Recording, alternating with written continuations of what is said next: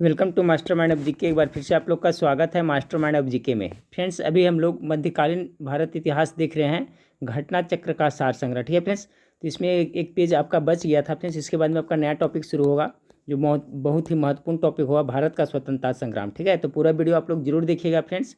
Video अच्छा लगे तो लाइक करिएगा और दोस्तों में शेयर करिएगा। चैनल पर पहली बार विजिट कर रहे हैं तो चैनल को सब्सक्राइब कर बेल आइकन को दबा दीजिएगा। देखिए फ्रेंड्स, आपका अब एग्ज़ाम का दौर शुरू हो चुका है फ्रेंड्स। आपका बीएड का एग्ज़ाम लिया गया, बिहार अमीन का एग्ज़ाम लिया गया। तो अब उम्मीद की जा रही है फ्रेंड्स कि आपका बिहार पुलिस फायरमैन का एग्ज़ाम ही जल्द ही आपको ले लिया जाएगा। ठीक है, तो आप लोग तैयारी में लगे रहें फ्रेंड्स। अभी लाइव क्लास नहीं आ रहा हूँ, कुछ प्रॉब्लम है इसी वजह से। और फ्रेंड्स, आपको जल्द ही लाइव क्लास में आऊँगा और अकॉर्डिंग टू सिलेबस मैं आपको प्रैक्टिस सेट भी कंटिन्यू प्रोवाइड कराता रहूँगा बिहार पुलिस फायरमैन के लिए। ठीक है, तो चलिए वीडियो को शुरू करते हैं फ्रेंड्स। देखिए, इंपॉर्टेंट पॉइंट है कि गुरु अर्जुन देव तथा गुरु तेग बहादुर को तत्कालीन शासकों क्रमशः जहांगीर और औरंगजेब द्वारा मृत्यु दंड दिया गया था। ये क्वेश्चन हमेशा पूछा जाता है कि गुरु अर्जुन देव जो सिख के कैवें गुरु थे, तो पांचवें गुरु थे। याद रखिएगा, सिख के पांचवें गुरु थे। अगर किन्हीं को कन्फ्यूजन होता है फ्रेंड्स कि गुरु अर्जुन देव कैवें गुरु थे, तो देखिए अर्जुन पांडव थे फ्रेंड्स, कितने? 5 थे, तो इसमें एक अर्जुन भी थे। तो इस तरह से याद रखिएगा, जब भी गुरु अर्जुन देव आएगा तो ये पांडव याद रखे, यानी 5वें गुरु थे। तो 5वें गुरु थे, इनको फांसी किसने दिया था फ्रेंड्स? मृत्युदंड किसने दिया था? तो जहांगीर ने दिया था। और आपका सिख के 9वें गुरु थे तेग बहादुर। ठीक है, जिसको किसने मृत्युदंड दिया था? तो औरंगजेब ने दिया था। तो ये दोनों बहुत ही इंपॉर्टेंट है, याद रखिएगा। तो देखिए, गुरु अर्जुन देव तथा गुरु तेग बहादुर को तत्कालीन शासकों क्रमशः जहांगीर और औरंगजेब द्वारा मृत्युदंड दिया गया था। ठीक है, गुरु अर्जुन देव को जहांगीर ने और तेग बहादुर को औरंगजेब ने। ये अब सिख के 9वें गुरु थे तेग बहादुर। अगला पॉइंट देखिए फ्रेंड्स, सिख के 10वें गुरु और अंतिम गुरु गुरु गोविंद सिंह की नांदेड़ महाराष्ट्र में एक अफगान शासक द्वारा हत्या कर दी गई थी। ये भी इंपॉर्टेंट है फ्रेंड्स। सिख के 10वें गुरु कौन थे? तो आपका गुरु गोविंद सिंह थे। ठीक है, तो इनकी हत्या है जो कहाँ फ्रेंड्स? आपका नांदेड़ में एक अफगान सरदार के द्वारा कर दी गई थी। खालसा पंथ की स्थापना गुरु गोविंद सिंह ने 13 अप्रैल 1699 को बैसाखी के दिन आनंदपुर साहिब में की थी। इम्पॉर्टेंट है फ्रेंड्स, पूछा जाता है कि खालसा पंथ की स्थापना किसने किया था? तो सिख के 10वें गुरु गुरु गोविंद सिंह ने कब किए थे? तो 13 अप्रैल 1699 ईस्वी को बैसाखी के दिन किए थे। बैसाखी के दिन कहाँ किए थे? तो आनंदपुर साहिब में किए थे। अगला पॉइंट आपका है फ्रेंड्स कि बंदा बहादुर का मूल नाम लक्ष्मण देव अथवा लक्षण देव था। ठीक है, बंदा बहादुर का मूल नाम क्या था? तो लक्ष्मण देव या लक्षण देव था। शिवाजी का जन्म शिवनेर के दुर्ग में हुआ था फ्रेंड्स। ठीक है, पूछा जाता है शिवाजी का जन्म स्थान कहाँ है? तो शिवनेर में हुआ था। शिवाजी ने 1674 में राज्याभिषेक के बाद छत्रपति की उपाधि धारण की थी। डेट याद रखिएगा, शिवाजी ने छत्रपति की उपाधि कब किए थे फ्रेंड्स? तो शिवाजी 1674 में जब उनका राज्याभिषेक हुआ था, उसके बाद ही ये आपका छत्रपति की उपाधि धारण की थी। रायगढ़ को अपनी राजधानी, शिवाजी ने अपनी राजधानी कहाँ बनाई थी? तो आपका रायगढ़ बनाई थी। ठीक है, याद रखिएगा।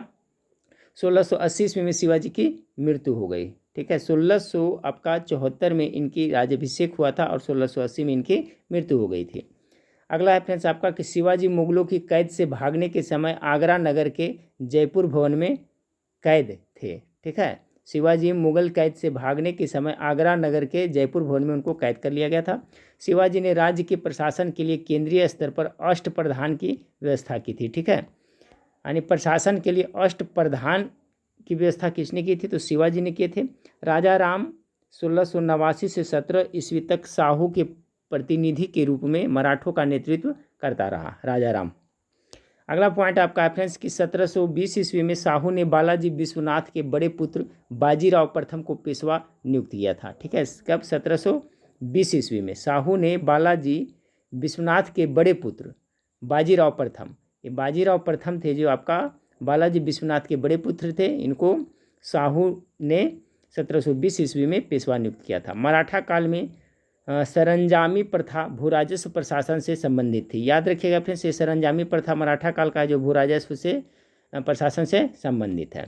अगला पॉइंट को देखें, पानीपत की तीसरी लड़ाई पूछा जाता है। तो 1761 14 जनवरी 1761 को सदाशिव भाऊ के नेतृत्व में मराठा सेना और अहमद शाह अब्दाली के नेतृत्व में अफगान सेना के बीच हुई, जिसमें मराठे बुरी तरह पराजित हुए। देखिए पानीपत की तीसरी लड़ाई 14 जनवरी 1761 को हुआ था फ्रेंड्स। और देखिए किसके किसके बीच में हुआ था को सदाशिव भाऊ के नेतृत्व में लड़ा गया था। ठीक है, सदाशिव भाऊ के नेतृत्व में मराठा सेना और किनके बीच, अहमद शाह अब्दाली के नेतृत्व में अफगान सेना के बीच हुई थी। यानी मराठा सेना और अफगान सेना के बीच में आपका ये लड़ाई हुई थी। मराठा सेना का नेतृत्व कौन कर रहा था, तो सदाशिव भाऊ कर रहे थे। और अफगान सेना का नेतृत्व कौन कर रहा था, तो अहमद शाह अब्दाली कर रहे थे, जिसमें मराठों की बुरी तरह से हार हुई थी। अहिल्याबाई मराठों के होलकर वंश की शासिका थी। पूछा जाता है अहिल्याबाई है जो किस वंश की शासिका थी, तो होलकर वंश की ये शासिका थी। होलकर वंश इंदौर पर काबिज था। कहाँ का, इंदौर पर। 1707 ईस्वी में औरंगजेब की मृत्यु के बाद उसे 63 वर्षीय पुत्र मुअज्जम, जिसे शाह आलम भी कहा जाता है, ने बहादुर शाह प्रथम के नाम से सत्ता संभाली थी। अब देखिए औरंगजेब की मृत्यु याद रखिएगा 1707 ईस्वी में हुई थी। और एक पूछा जाता है लेनिन की मृत्यु 1924 ईस्वी में हुई थी, वो भी याद रखिएगा, दोनों को पूछा जाता है। तो जब औरंगजेब की मृत्यु हो गई 1707 ईस्वी में, तो उसका पुत्र कौन था आपका, मुअज्जम ने बहादुर शाह प्रथम के नाम से सत्ता संभाली थी। ठीक है, अगला पॉइंट को देखें। अगला पॉइंट आपका है शाहजहां द्वारा बनवाए गए प्रसिद्ध मयूर सिंहासन पर बैठने वाला अंतिम मुगल शासक मोहम्मद शाह था। ये इंपॉर्टेंट है, पूछा जाता है कि मयूर सिंहासन पर बैठने वाला अंतिम मुगल शासक कौन था, तो मोहम्मद शाह है जो मयूर सिंहासन पर बैठने वाला अंतिम मुगल शासक था। अगला पॉइंट को देखिए, शाह आलम द्वितीय का कार्यकाल 1759 से 1806 ईस्वी तक था। उसका वास्तविक नाम अली गौहर था। ये भी इंपॉर्टेंट याद रखिए, शाह आलम द्वितीय का वास्तविक नाम क्या था, तो अली गौहर था।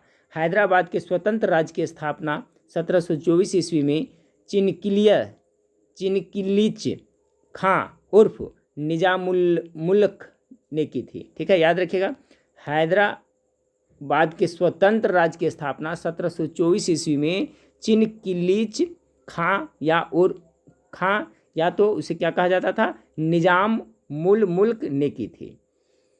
अगला पॉइंट को देखिए फ्रेंड्स। हाँ फ्रेंड्स, तो अगला पॉइंट देखिए। अगला पॉइंट आपका है कि 18वीं शताब्दी का सर्वश्रेष्ठ राजपूत राजा आमेर का सवाई जयसी था। ठीक है, 18वीं शताब्दी में जो सर्वश्रेष्ठ राजपूत राजा था वो कौन था, तो सवाई जयसी था, जो कहाँ का था, तो आमेर का था। जयसी ने दिल्ली, जयपुर, उज्जैन, बनारस और मथुरा में आधुनिक उपकरणों से युक्त वेधशालाएँ बनवाई थी। ठीक है, पूछा जाता है कि आपका दिल्ली, जयपुर, उज्जैन, बनारस और मथुरा में आधुनिक उपकरणों से युक्त वेधशालाएँ किसने बनाए थे, तो आपका सवाई जयसी ने ही बनवाए थे। चलिए फ्रेंड्स, अब देखिए अगला टॉपिक है भारत का स्वतंत्रता संग्राम, जो बहुत ही महत्वपूर्ण टॉपिक है। इस टॉपिक से कोई भी प्रतियोगिता परीक्षा हो, इसमें प्रश्न पूछा जाता है, तो ध्यानपूर्वक रिवीजन करते चलिए। वास्को डी गामा फ्रेंड्स कहाँ का था, तो पुर्तगाल का था, याद रखिएगा, जिन्हें भारत का खोज किया था। तो देखिए वास्को डी गामा है जो गुजराती पथ प्रदर्शक अब्दुल मजीद की सहायता से भारत के पश्चिमी तट पर स्थित बंदरगाह कालीकट पर 20 मई 1498 को पहुंचा। डेट याद रखें, इंपॉर्टेंट है। तो देखिए फ्रेंड्स, ये जो वास्को डी गामा पुर्तगाल का था, जिन्होंने 1498 में भारत का खोज किया था, यानी भारत आया था, तो किसके सहायता से आया था, किसके पद प्रदर्शक के में आया था, तो ये गुजरात के पद प्रदर्शक अब्दुल नजीद की सहायता से भारत पहुंचा था। कब पहुंचा था फ्रेंड्स, 20 मई 1498 को। और कहाँ, तो बंदरगाह किसे, कालीकट बंदरगाह पर पहुंचा था। जब वास्को डी गामा भारत पहुंचा था फ्रेंड्स, तो उस समय वहाँ का कालीकट के शासक कौन था, तत्कालीन शासक जमोरिन था, याद रखिएगा, उसने जमोरिन का स्वागत किया था। अब देखिए कह रहा है फ्रेंड्स कि 1505, बहुत इंपॉर्टेंट सवाल है, 1505 ईस्वी में फ्रांसिस्को द अल्मेडा भारत में प्रथम पुर्तगाली वायसराय बनकर आए। एक क्वेश्चन पूछा जाता है कि भारत में प्रथम पुर्तगाली वायसराय बनकर कौन आया था या कौन है, तो फ्रांसिस्को द अल्मेडा है, जो 1505 में आया था। अब देखिए फ्रेंड्स, अल्फांसो द अलबुकर्क ने 1510 ईस्वी में बीजापुर शासक यूसुफ आदिल शाह से, ठीक है, प्रथम पूछेगा फ्रेंड्स, तो आपका यही याद रखिएगा, प्रथम वायसराय, पुर्तगाली वायसराय फ्रांसिस्को द अल्मेडा था। और अल्फांसो द अलबुकर्क था, जो 1510 ईस्वी में बीजापुर शासक यूसुफ आदिल शाह से गोवा छीनकर अपने अधिकार में कर लिया था। क्वेश्चन पूछा जाता है कि जो आपका गोवा को यूसुफ आदिल शाह से छीनकर अपने अधिकार में किसने किया था, तो अल्फांसो द अलबुकर्क 1510 ईस्वी में। भारत।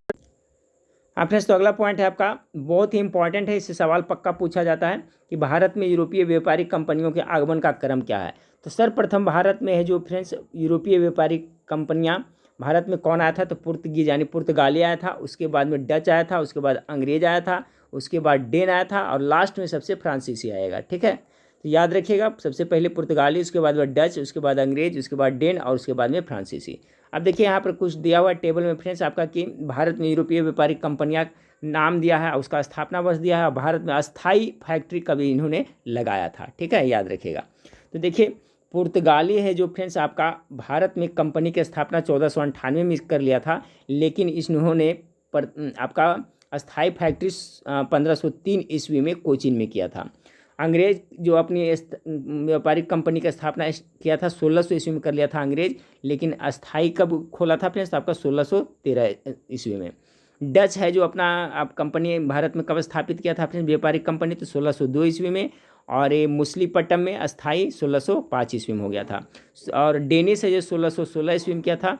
ट्रान के बार है जो डेनिस है जो काम किया था अपने 1616 ईस्वी में, और आपका स्थाई कब हो गया था, तो ट्रान के बार 1620 ईस्वी।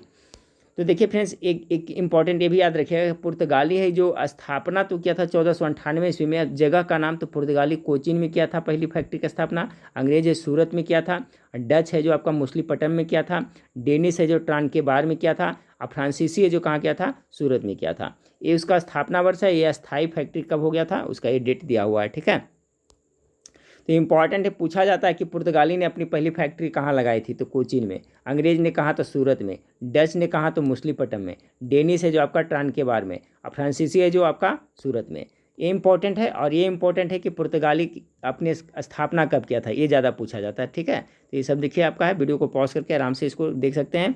अगला पॉइंट है आपका फ्रेंड्स कि भारत में पुर्तगाली सबसे पहले 1498 ईस्वी में आए तथा सबसे अंत में 1961 ईस्वी में वापस गए। दोनों ही पॉइंट आपका इंपॉर्टेंट है। सबसे पहले आया था कौन फ्रेंड्स, 1498 में वास्को डी गामा ने पुर्तगाली ही आया था, और सबसे लास्ट में फ्रेंड्स आपको 1961 ईस्वी में ये वापस गए। ठीक है, 1961 यानी आज़ादी के बाद भी यहाँ पर अब बहुत दिन तक ये पुर्तगाली लोग रहा था। गोवा पर इसका भी आधिपत्य था। तो 1961 ईस्वी में पूरी तरह से पुर्तगाली का सत्ता भारत से समाप्त हो गया था। चलिए अगला है पॉइंट है फ्रेंड्स कि भारत के साथ व्यापार के लिए सर्वप्रथम संयुक्त पूंजी कंपनी डचों ने आरंभ की थी। देखिए भारत के साथ व्यापार के लिए सर्वप्रथम संयुक्त पूंजी कंपनी डचों ने आरंभ की थी। डचों ने पुर्तगालियों को पराजित कर आधुनिक कोची में फोर्ट विलियम्स का निर्माण कराया था। ठीक है, जो डच लोग था वो पुर्तगाली को हरा कर करके आपका कोची में फोर्ट विलियम्स का निर्माण करवाया था। ये पूछा जाता है कि फोर्ट विलियम्स का निर्माण किसने करवाया था फ्रेंड्स, तो डच लोग ने किया था। और किसको, तो पुर्तगाली को हरा कर करके। 1599 ईस्वी में इंग्लैंड में एक मर्चेंट एडवेंचर्स नामक दल ने अंग्रेजी ईस्ट इंडिया कंपनी अथवा the governor and company of merchants trading into the East India की स्थापना की थी। ठीक है, उसके बाद आपका फ्रेंड्स कि जहांगीर के शासनकाल में इंग्लिश ईस्ट इंडिया कंपनी ने सर्वप्रथम 1611 ईस्वी में मुसलीपट्टम अथवा मछलीपट्टम में एक अस्थायी कारखाना स्थापित किया था। याद रखिएगा, जहांगीर के शासनकाल में पूछा जाता है कि मुसलीपट्टम अथवा मछलीपट्टम में एक अस्थायी कारखाना किसके शासनकाल में अंग्रेजों ने किया था, तो जहांगीर के शासनकाल में किया था। अगला पॉइंट को देखिए फ्रेंड्स कि 1613 ईस्वी में सूरत में स्थापित कारखाना अंग्रेजों का प्रथम अस्थायी कारखाना था। देखिए फ्रेंड्स यही अभी आपका टेबल में हम लोग देखे थे, तो यहाँ पर हम लोग टेबल में देखे थे फ्रेंड्स, तो यहाँ पर यही आपका दिया हुआ था ना। देखिए 1613 ईस्वी में तो स्थापना तो कर दिया था टेम्प्रोरी फ्रेंड्स 1600 ईस्वी में अंग्रेज ने, लेकिन अस्थायी कहा जाए तो आपका परमानेंट तो आपको 1613 ईस्वी में अंग्रेजों ने सूरत में किया था। तो याद रखिएगा। ठीक है, देखिए वही बात यहाँ पर लिखा हुआ है आपका कि 1613 ईस्वी में सूरत में स्थापित कारखाना अंग्रेजों का प्रथम अस्थायी कारखाना था, परमानेंट कारखाना था। ठीक है, और 16 ईस्वी में इन्होंने अपनी कंपनी की स्थापना की थी, टेम्प्रोरी की थी। अगला पॉइंट है फ्रेंड्स आपका कि 1661 में इंग्लैंड के सम्राट चार्ल्स द्वितीय का विवाह पुर्तगाल की राजकुमारी कैथरीन से होने पर चार्ल्स को बम्बई उपहार के रूप में प्राप्त हुआ, जिसे उन्होंने 1668 ईस्वी में 10 पाउंड वार्षिक किराए पर ब्रिटिश ईस्ट इंडिया कंपनी को दे दिया था। ये बहुत इंपॉर्टेंट है फ्रेंड्स, इससे सवाल पूछा जाता है घुमा फिरा करके। तो इसका देखिए कॉन्सेप्ट क्लियर रखिए कि 1661 ईस्वी में इंग्लैंड के सम्राट कौन, चार्ल्स द्वितीय। और चार्ल्स द्वितीय का विवाह किससे हुआ था, तो पुर्तगाल की राजकुमारी कैथरीन से हुआ था। ठीक है, तो होने के बाद में जो आपका इंग्लैंड के सम्राट चार्ल्स द्वितीय था को बम्बई उपहार के रूप में प्राप्त हुआ, यानी गिफ्ट के रूप में पुर्तगालियों ने उसको दिया था। जिसे उन्होंने 1668 ईस्वी में 10 पाउंड वार्षिक किराए पर ब्रिटिश ईस्ट इंडिया कंपनी को दे दिया था। तो उसको उपहार के रूप में मिला था, उपहार के रूप में मिला था बम्बई। और जो आपका चार्ज देती थे क्या किए थे, 1668 ईस्वी में 10 पाउंड वार्षिक किराए पर ब्रिटिश ईस्ट इंडिया कंपनी को दे दिया गया था। तो कॉन्सेप्ट क्लियर हो गया होगा फ्रेंड्स। अगला पॉइंट को देखिए। अगला पॉइंट आपका है कि लुई 14वें के मंत्री काल्बर्ट द्वारा 1664 ईस्वी में फ्रेंच ईस्ट इंडिया कंपनी की स्थापना। देखिए अब वहाँ पर टेबल में भी था कि फ्रेंच ईस्ट इंडिया कंपनी की स्थापना कब हुई थी, बहुत इंपॉर्टेंट पूछा था। 1664 ईस्वी में हुआ था और लुई 14वें के मंत्री काल्बर्ट के द्वारा, ये याद आपको रखना है, ठीक है। फ्रांस में क्या चल रहा था फ्रेंड्स, आपका लुई 16वां, लुई 15वां, लुई 14वां, इस तरह से चलता था। जैसे लुई 16वां के शासनकाल में 1789 ईस्वी में आपका फ्रांस की क्रांति हुआ था, तो उसी तरह से वहाँ का राजा था। तो वहाँ का राजा कौन था उस समय, लुई 14वां था। और लुई 14वां के मंत्री का नाम क्या था, काल्बर्ट था, ठीक है। तो उन्हीं के द्वारा 1664 ईस्वी में फ्रेंच ईस्ट इंडिया कंपनी की स्थापना हुई थी। ये इंपॉर्टेंट है, याद रखिए। 1664 ईस्वी में फ्रेंच इंडिया कंपनी, जिसे कंपनी देश इंडेक्स ओरिएंटलेंस कहा गया है, ठीक है। उसे क्या क्या है, कंपनी देश इंडेक्स ओरिएंटलेस कहा गया है। मुर्शिद कुली खां बंगाल का प्रथम स्वतंत्र सूबेदार था। इंपॉर्टेंट है, बंगाल का प्रथम स्वतंत्र सूबेदार कौन था, तो मुर्शिद कुली खां था, जिसे मुगल बादशाह द्वारा नियुक्त किया गया था। मुगल बादशाह ने इसको नियुक्त किया था। अलीवर्दी खान ने यूरोपियों की तुलना मधुमक्खियों से की तथा कहा कि यदि उन्हें न छोड़ा जाए तो वह शहद देगी और यदि छोड़ा जाए तो वो काट काट कर मार डालेगी। ये इंपॉर्टेंट है फ्रेंड्स, पूछा जाता है कि यूरोपियों की तुलना मधुमक्खियों से किसने की थी, तो अलीवर्दी खान ने की थी, ठीक है, याद रखिएगा। अलीवर्दी खान ने यूरोपियों को क्या कहा था, मधुमक्खियों से तुलना किया था। और क्या कहा था कि यदि उन्हें न छेड़ा जाए, अगर उन्हें छेड़ा ना जाए तो वो क्या करेंगे, शहद देगी। अगर नहीं उसको छेड़िएगा तो क्या शहद देगी, और उसको छेड़ दीजिएगा तो काट कर क्या करेगी, मार डालेगी। ये आपका अलीवर्दी खान ने यूरोपियों की तुलना मधुमक्खियों से की थी। ब्लैक होल की घटना कब घटी थी, तो 20 जून 1756 को सिराजुद्दौला के समय में। इंपॉर्टेंट है, ब्लैक होल की घटना कब घटी थी फ्रेंड्स, तो आपका 1756 ईस्वी में, 20 जून 1756 ईस्वी में। किसके समय में, तो आपका सिराजुद्दौला के समय में। इंपॉर्टेंट है, याद रखिएगा। भारतवर्ष में ब्रिटिश साम्राज्य का संस्थापक लॉर्ड रॉबर्ट क्लाइव को माना जाता है, ठीक है।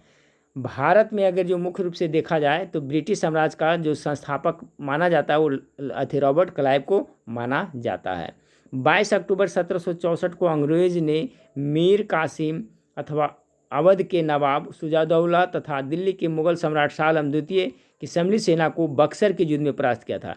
याद रखिएगा, डेट के साथ याद रखिएगा फ्रेंड्स कि बक्सर का युद्ध कब हुआ था, तो 22 अक्टूबर 1764 में हुआ था। अंग्रेज था, जो एक साइड से अंग्रेज था मीर कासिम और अवध के नवाब शुजाउद्दौला तथा दिल्ली के मुगल सम्राट शाह आलम द्वितीय की सम्मिलित सेना को बक्सर के युद्ध में परास्त किया था। एक साइड से अंग्रेज थे फ्रेंड्स, और एक साइड से आपका देखिए मीर कासिम, अवध के नवाब शुजाउद्दौला और दिल्ली के मुगल सम्राट शाह आलम द्वितीय सब मिल करके रहे थे। फिर भी इनका है जो आपका हार हुआ था, ठीक है, बक्सर की लड़ाई में। और बक्सर की लड़ाई के बाद ही फ्रेंड्स पूरे आपका अंग्रेज का वर्चस्व भारत में और ज़्यादा बढ़ गया था। इलाहाबाद की संधि कब हुई थी फ्रेंड्स, तो याद रखिएगा 1765 में हुई थी। तो इलाहाबाद की संधि के अनुसार शाह आलम को अंग्रेज संरक्षण में ले लिया गया था तथा उसे इलाहाबाद में रखा गया था। तो इलाहाबाद की संधि कब 1765 ईस्वी में हुआ था, याद रखिएगा। अगला पॉइंट आपका है फ्रेंड्स कि 12 अगस्त 1765 के अपने फरमान द्वारा मुगल बादशाह शाह आलम द्वितीय ने कंपनी को बंगाल, बिहार तथा उड़ीसा की दीवानी अस्थायी रूप से दे दी, जिसके बदले कंपनी द्वारा सम्राट को 26 लाख रुपये प्रतिवर्ष पेंशन के रूप में दिया जाना था, ठीक है, याद रखिएगा। इलाहाबाद की संधि कब हुई थी फ्रेंड्स, तो आपका कितना 1765 ईस्वी में। और इलाहाबाद की संधि के अनुसार है जो शाह आलम मुगल जो था शाह आलम, उनको अंग्रेज के संरक्षण में ले लिया था और इलाहाबाद में रखा गया था। उसके बाद में कह रहा है फ्रेंड्स कि 12 अगस्त 1765 के अपने फरमान द्वारा मुगल बादशाह शाह आलम द्वितीय ने, ये अपना मुगल बादशाह शाह आलम द्वितीय ने फरमान जारी किया। और क्या कहा फ्रेंड्स, फरमान के द्वारा कंपनी को, जो आपका ईस्ट इंडिया कंपनी था, को बंगाल, बिहार तथा उड़ीसा की दीवानी अस्थायी रूप से दे दिया, फरमान के द्वारा, और जिसके बदले में कंपनी द्वारा उस सम्राट का, मुगल बादशाह सम्राट शाह आलम द्वितीय को 26 लाख रुपया प्रतिवर्ष पेंशन के रूप में दिया जाना था। ठीक है, तो अगला है पॉइंट आपका कि सरदार के एम पन्निक्कर ने कहा कि 1765 से 1772 ईस्वी तक कंपनी ने बंगाल में डाकुओं का राज स्थापित कर दिया। बहुत इंपॉर्टेंट है, किसने कहा था? तो सरदार के एम पन्निक्कर ने कहा था कि 1765 यानी इलाहाबाद के संधि से लेकर के 1772 ईस्वी तक कंपनी ने क्या किया? बंगाल में डाकुओं का राज स्थापित कर दिया। उसके बाद आपका है रणजीत सिंह का जन्म 13 नवंबर 1780 को सुकरचिकिया मिसल के मुखिया महासिंह के घर हुआ था। ये पूछा जाता है रणजीत सिंह का जन्म कहाँ हुआ था, कब हुआ था फ्रेंड्स, और आपका तो कब हुआ था? तो 13 नवंबर 1780 ईस्वी को सुकरचकिया, ठीक है, सुकरचकिया मिसल के मुख्य महासिंह के घर में हुआ था। ये याद रखिएगा, सुकरचकिया मिसल के मुखिया महासिंह के घर में हुआ था रणजीत सिंह का जन्म। महाराजा रणजीत सिंह और अंग्रेज के बीच 25 अप्रैल 1809 को अमृतसर की संधि हुई। याद रखिएगा फ्रेंड्स, अमृतसर की संधि 25 अप्रैल 1809 ईस्वी को हुई थी, और किनके बीच में हुई थी? तो महाराजा रणजीत सिंह और अंग्रेज के बीच में हुई थी। तो इलाहाबाद की संधि, आपका अमृतसर की संधि, और इस तरह से जो संधि इंपॉर्टेंट है, सभी को कॉन्सेप्ट क्लियर रखे, इससे संबंधित भी प्रश्न पूछा जाता है। तो अमृतसर की संधि कब हुई थी फ्रेंड्स? 1809 ईस्वी में, 25 अप्रैल 1809 ईस्वी में महाराणा रणजीत सिंह और अंग्रेज के बीच में। रणजीत सिंह ने 1818 ईस्वी में मुल्तान, 1819 ईस्वी में कश्मीर और 1834 ईस्वी में पेशावर जीत लिया था। जो रणजीत सिंह है, मुल्तान को 1818 ईस्वी में, 1819 ईस्वी में कश्मीर और 1834 ईस्वी में पेशावर को जीता था रणजीत सिंह। महाराजा दिलीप सिंह सिख साम्राज्य के अंतिम शासक थे। ठीक है, याद रखिएगा, सिख साम्राज्य के अंतिम शासक कौन थे? तो आपका महाराजा दिलीप सिंह थे।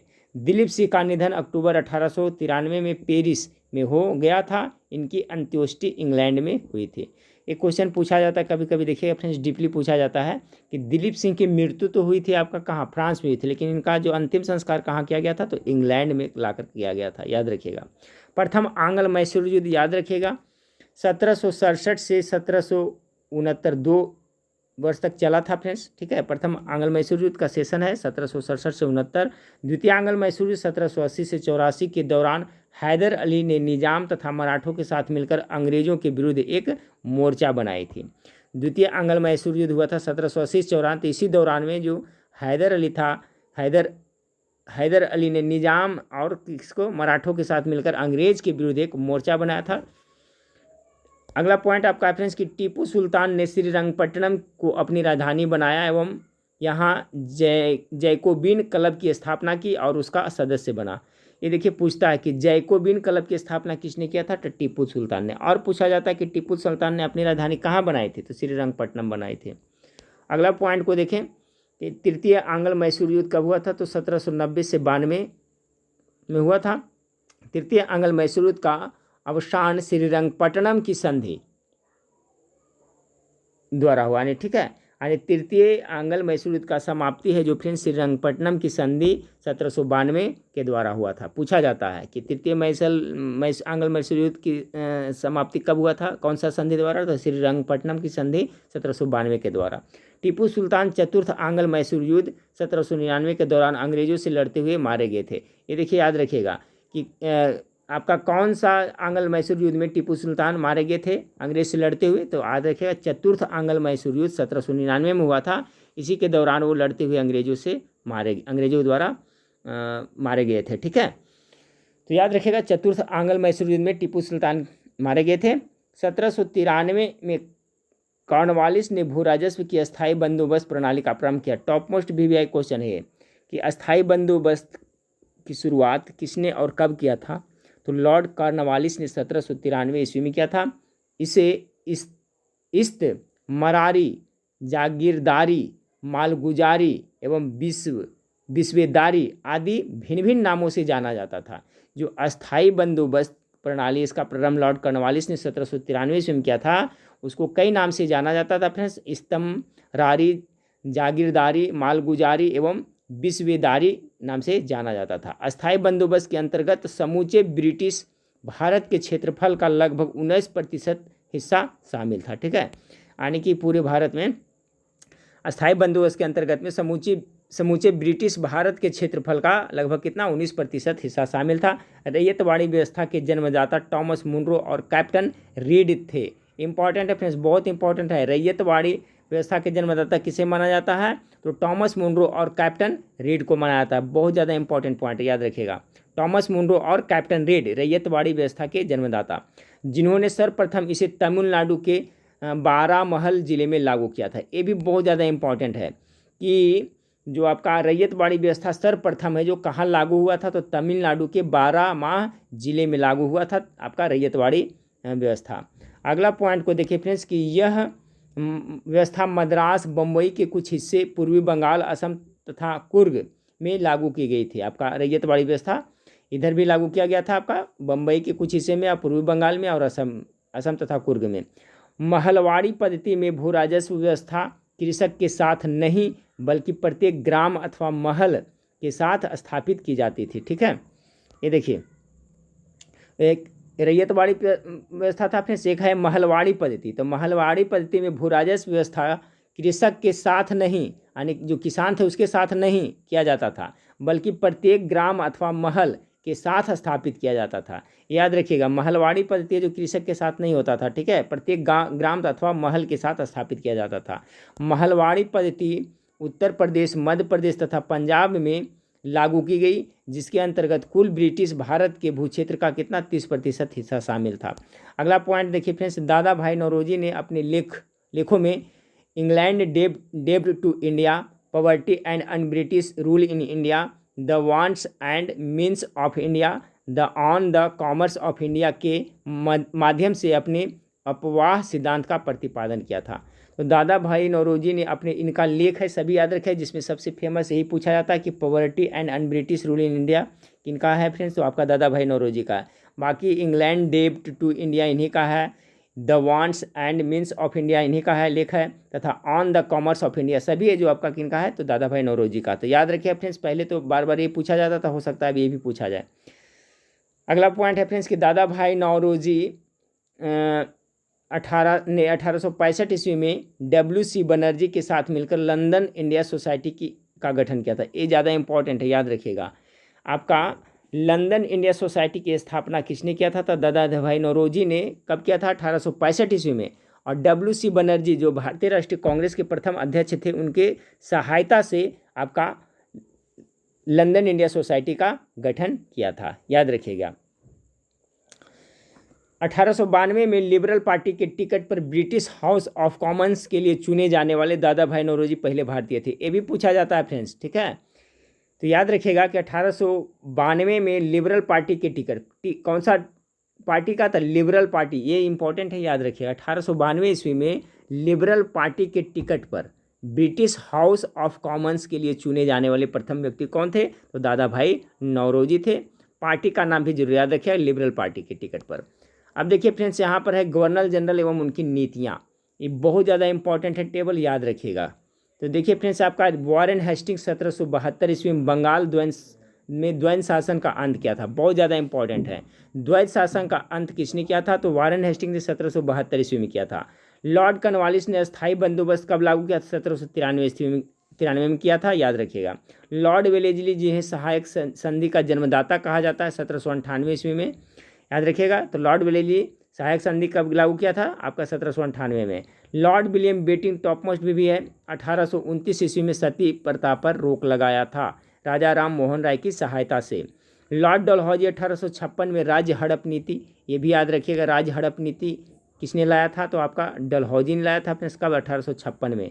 लॉर्ड रिपन अस्थाई स्वशासन का जन्मदाता लॉर्ड रिपन को कहा जाता है। देखिए इसमें कभी कभी कन्फ्यूजन होता है फ्रेंड्स, एक आपका है जो आपका अस्थाई बंदोबस्त है, एक अस्थाई स्वशासन है। तो अस्थाई बंदोबस्त रहेगा तो 1793 में आपका हो जाएगा लॉर्ड कॉर्नवालिस, लेकिन स्थानीय स्वशासन का रहेगा आपका रहेगा फ्रेंड्स, तो कौन हो जाएगा? स्थानीय से लॉर्ड रिपन हो जाएगा 1882 ईस्वी में। फिर लॉर्ड डफरिन के शासनकाल में 1885 ईस्वी में कांग्रेस की स्थापना हुआ था, सभी को पता है। और लॉर्ड कर्जन के शासनकाल में 1905 ईस्वी में आपका बंगाल का विभाजन हुआ था। तो ये भी जितने भी पॉइंट है सभी टॉप मोस्ट वीवीआई फ्रेंड्स, सबको जरूर इतना याद रहना चाहिए, इससे संबंधित प्रश्न आपको पूछा जाता है। ठीक है फ्रेंड्स, तो यह लास्ट था फ्रेंड्स। तो हम लोग भारत का स्वतंत्रता संग्राम हम लोग देख रहे थे ना, तो नेक्स्ट वीडियो में हम आगे देखेंगे फ्रेंड्स। भारत का स्वतंत्रता संग्राम में हम लोग इतना देख लिए, और मध्यकालीन भारत का जो बचा हुआ था वो आज हम लोग भी देख लिए। ठीक है, चलिए फ्रेंड्स, तो नेक्स्ट वीडियो में फिर मिलते हैं। देखने के लिए थैंक यू, धन्यवाद।